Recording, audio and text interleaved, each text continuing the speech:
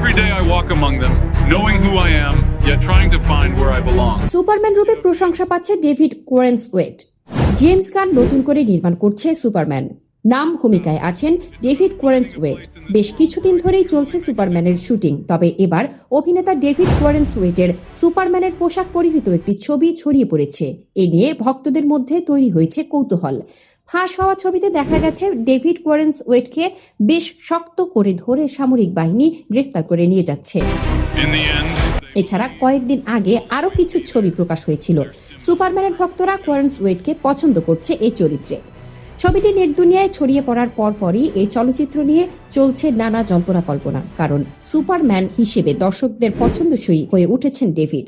ছবিটিতে ডেভিডকে দেখা গেছে তার হাত পিঠে বেঁধে সেনাবাহিনী মেট্রোপলিটন সিটি হল নামে পরিচিত একটি ভবনে তাকে নিয়ে যাচ্ছে। এছাড়া ভক্তরা সুপারম্যানের ঠিক পেছনে একজন রহস্যময় ব্যক্তিকেও লক্ষ্য করেছেন, যার পোশাক ছিল সম্পূর্ণ কালো রঙের এবং পোশাকে একটি বড় অক্ষর লেখা রয়েছে। অনেকেই অনুমান করছেন যার দ্বারা আল্ট্রাম্যান বোঝানো হয়েছে। ক্লার্ক ক্যান্টের আর্থ 3A খল চরিত্রের মতো কেউ একজন হতে পারে। আবার অনেক ভক্তের অনুমান মুখোশধারী ব্যক্তিটি উইলিসিস বা নীল কুইন হতে পারে, যিনি সুপারম্যানের বিরুদ্ধে সামরিক বাহিনীর সঙ্গে কাজ করছেন।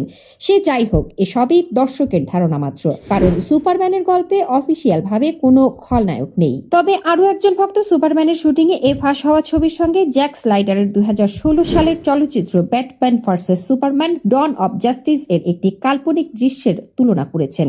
এবার সুপারম্যান সিনেমায় ডেভিডের সঙ্গে রাচেল ব্রাসনাহান ও নিকোলাস হোল্ট, লোইস লেন ও লেক্স লুথরকেও দেখা যাবে। ওয়ার্নার ব্রোস নির্মিত চলচ্চিত্রটি ডিসি এক্সটেন্ডেড ইউনিভার্সের একটি অংশ। সুপারম্যান পর্দায় আসবে 2025 সালের 11 জুলাই। বন্ধুরা, আপনাদের জন্য সেলিব্রিটিদের lifestyle, gossip, Hollywood, Bollywood, Dhallywood আর টিভি ইন্ডাস্ট্রির সব ধামাকাদার খবর দিয়ে থাকে। তো বন্ধুরা, আমাদের চ্যানেলটি সাবস্ক্রাইব করতে একদম ভুলবেন না।